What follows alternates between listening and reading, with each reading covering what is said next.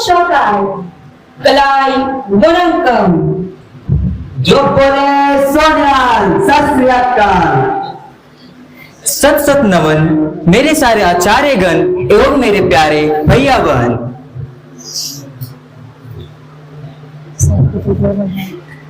तो आप लोगों को पता है कि आज आप लोग यहाँ क्यों उपस्थित हुए हैं? हाँ, आज हिंदी का जन्मदिन है। ओ मेरे प्यारे भाषण, आप लोग इस चीज का ज्ञान है तो आप लोग हिंदी को बधाई संदेश दें, बधाई दें और उन्हें अपने जीवन में नई मुरादों को पूरी करने के लिए शुभकामनाएं प्रदान करें।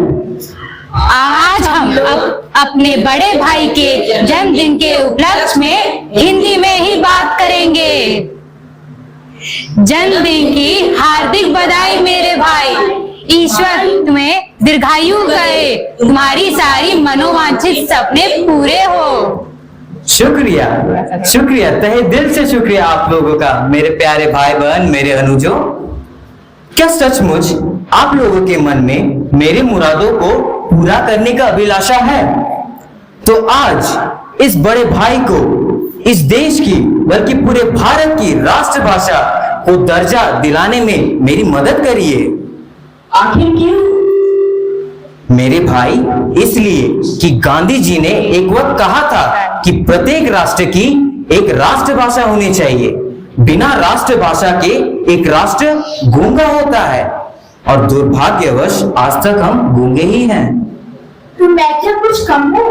भारत की आबादी की लगभग 8% लोग बांग्ला बोलते हैं, जिसकी संख्या 9,70,000,000 है। भारतीय की दूसरी भाषा मैं हूँ बांग्ला, क्योंकि मेरी भाषा सबसे ज्यादा बोली जानी चाहिए, क्योंकि मेरी मान्यता सबसे ज्यादा होनी चाहिए, क्योंकि मैं बांग्ला हूँ। तो मुझे क्या कम समझ रखा है? द्रविड़ भाषाओं में भाई, यदि तुम्हारे पास 4 वेद है तो भारत का 5वां वेद तिरुकुरल मेरे पास है। भारत में लगभग 7 करोड़ लोग तमिल बोलते हैं।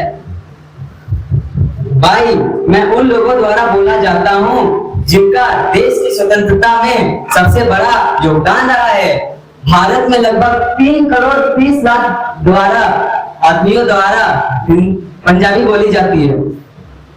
उपनिवेशी ब्रिटिश राज में जब लॉर्ड मैकाले ने मेरी आधारशिला भारत में रखी थी, तब उन्होंने अपने पिता को पत्र लिखते समय ये कहा था कि मैंने भारत में ऐसी भाषा लाई है जिससे भारत कभी नहीं मुक्त हो पाएगा। मैंने भारत में ऐसी शिक्षा लाई है जिससे कभी भारत मुक्त नहीं हो पाएगा।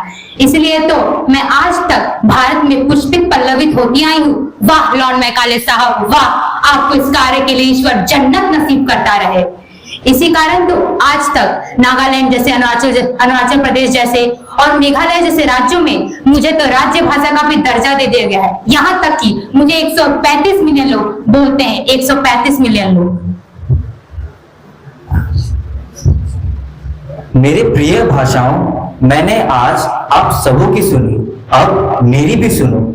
और सुनने के उपरांत अगर आप लोगों को लगे कि मैं आपका बड़ा भाई होने के लायक हूं, तो मेरा समर्थन करना, ताकि हमारा राष्ट्र गूंगा ना रहे और आपके इस बड़े भाई को राष्ट्रभाषा के दर्जा इस देश में मिल पाए और हमारा देश गौरवान्वित से परिपूर्ण हो।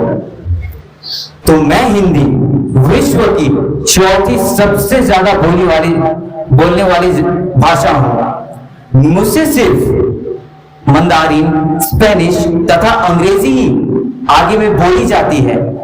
भारत में कुल 60 करोड़ लोग मुझे बोलते हैं, जिनकी संख्या आप सबों की संख्या के दुगने से भी अधिक है।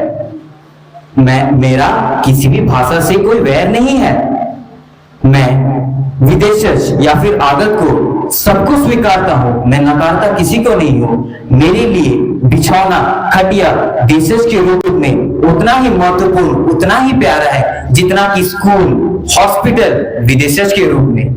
मुझ में ग्रहण करने की असीम ताकत है। मैं सबों को साथ लेकर चलता हूँ। मैं हर एक के कण कण में बसता हूँ। मैं हर जन की भाषा हूँ। मैं सबके हृदय में वास करता हूँ। और तो और मेरी सभ्यता संस्कृति मुझे यह सिखाती है कि मुझे संकीर्णता में नहीं विस्तृतता में जाना है और मेरे सभ्यता संस्कृति में राम यानी कि बड़े भाई को सर्वोच्च पद में रखने की परंपरा है। यही तो हमारी धरोहर है, यही तो हमारी संस्कृति है। भाई, आज तुमने मेरे आंखों पर से अभिमान का पर्दा हटा दिया। हाँ बिल्कुल, अब हम लोग ये जान चुके हैं कि वास्तविक रूप से राष्ट्रभाषा की दर्जा का अधिकार तुम्ही हो। अब मुझे भी इसका भान हो गया है कि मैं विदेशी भाषा यहाँ रहने लायक नहीं हूँ। जो मैं आज जो भी हूँ, जितना भी मुझे प्यार, सम्मान और सत्कार मिला है, वो सिर्फ हिंदी भाई तुम्हारी वजह से ही मिला है। इससे यहाँ की राष्ट्रभाषा बनने के अधिकारी सिर्फ तुम ही हो। तुम ही यहाँ की धरोहर हो और तुम ही इसके लायक हो। बहुत बहुत धन्यवाद आप सभी का।